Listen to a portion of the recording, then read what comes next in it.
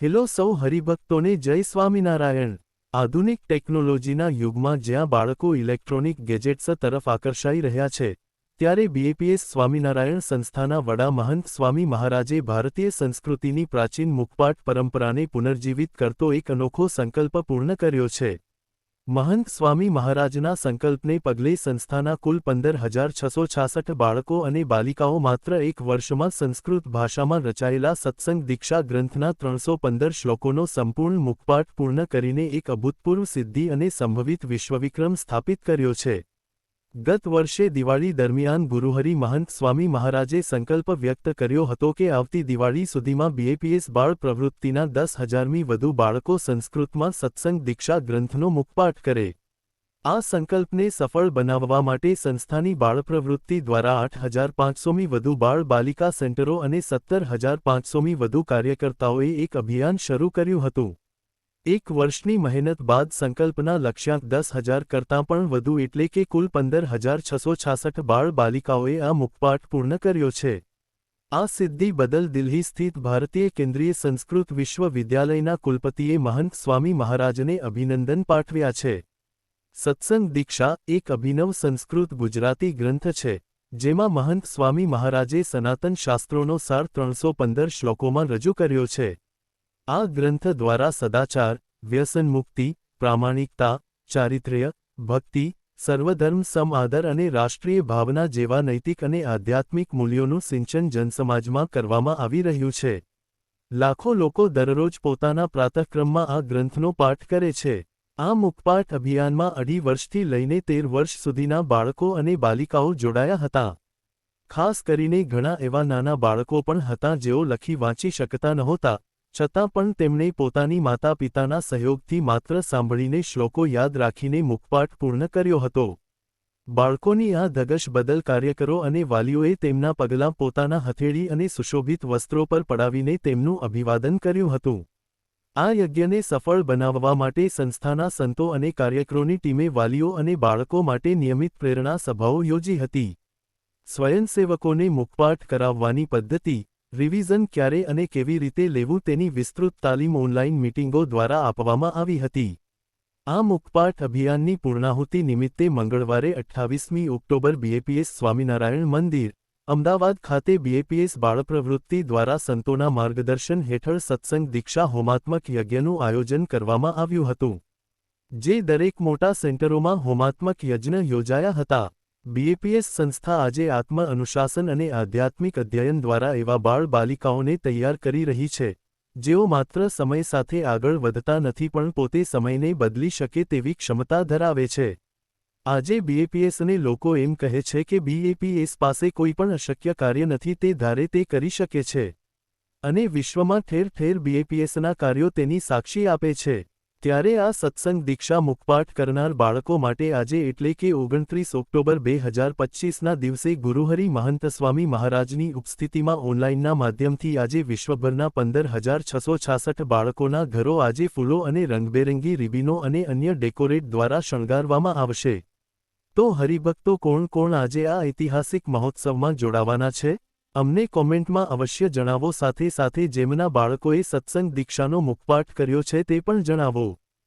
નામ નિમેશ ચૌહાણ છે અને મારો પુત્ર સારંગ ચૌહાણ જે ધોરણ 5માં અભ્યાસ કરતો હતો ત્યારે સત્સંગ દીક્ષા મુખપાઠમાં એણે ભાગ લીધો હતો, અને અત્યારે એઆઈ અને ચેટજીપીટીના જમાનાની અંદર આપણા આ બાળકો સંસ્કૃત લેંગ્વેજ શીખ્યા એ જ બહુ मोटी बात है हमारा માટે।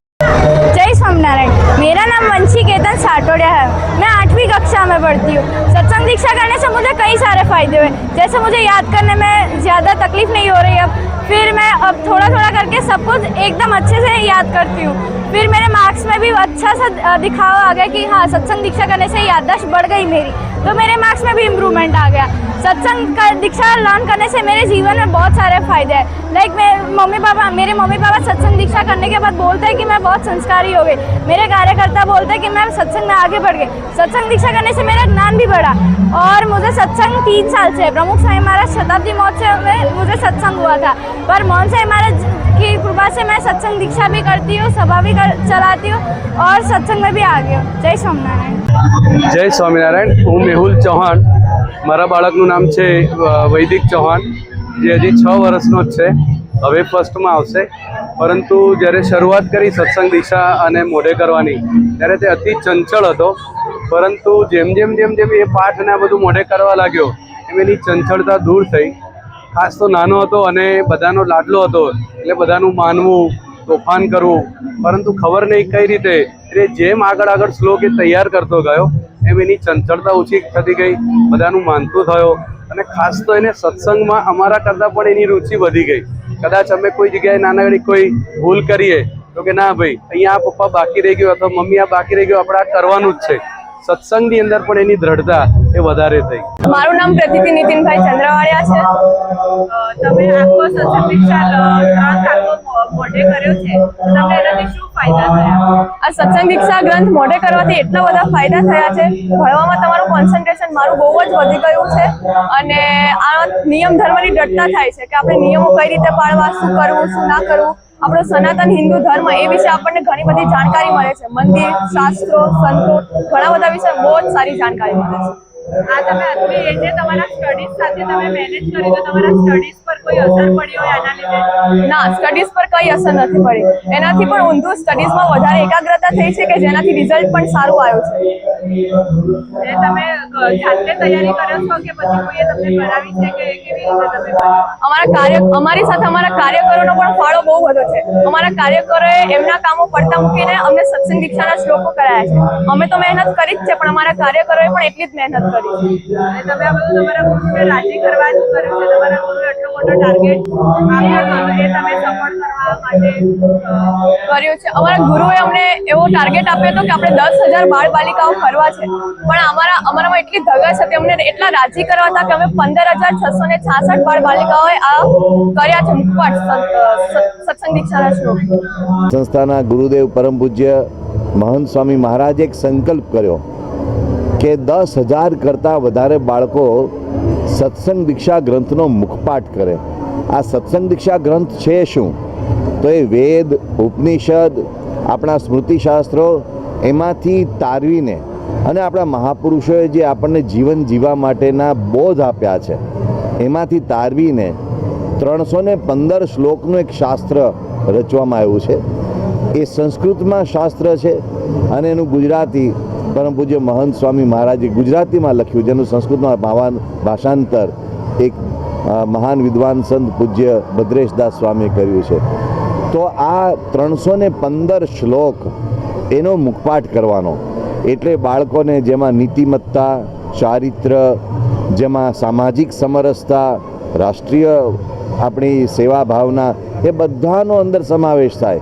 એટલે વ્યક્તિગત જીવન ઉત્કર્ષથી માંડીને સમષ્ટિની સેવા સુધીની ભાવનાઓ એમાં સમાઈ ગઈ છે. તો મહંત સ્વામી મહારાજે સંકલ્પ કર્યો કે એનો મુખપાઠ બાળકો કરે.